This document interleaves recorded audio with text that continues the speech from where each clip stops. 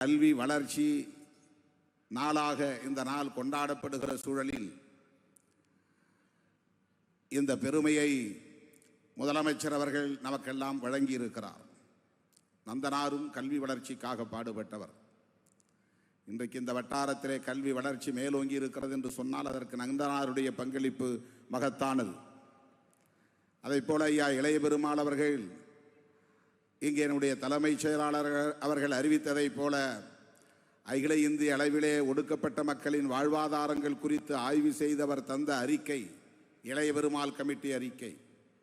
அதிலே மிக முக்கியத்துவம் வாய்ந்தது கல்வி வளர்ச்சி குறித்து அவர் தந்த ஆலோசனை.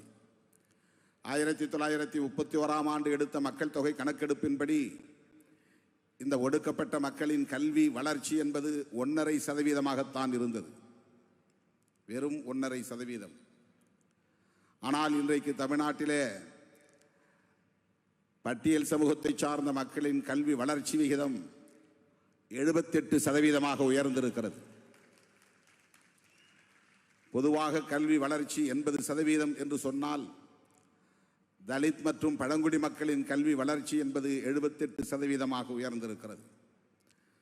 டிராவிடியன் மாடல் என்று சொல்லப்படக்கூடிய நம்முடைய முதலமைச்சரின் ஆட்சி நிர்வாகம், இந்த அரசு கல்விக்கு எவ்வளவு முக்கியத்துவம் தருகிறது என்பதை நாம் அறிவோம்.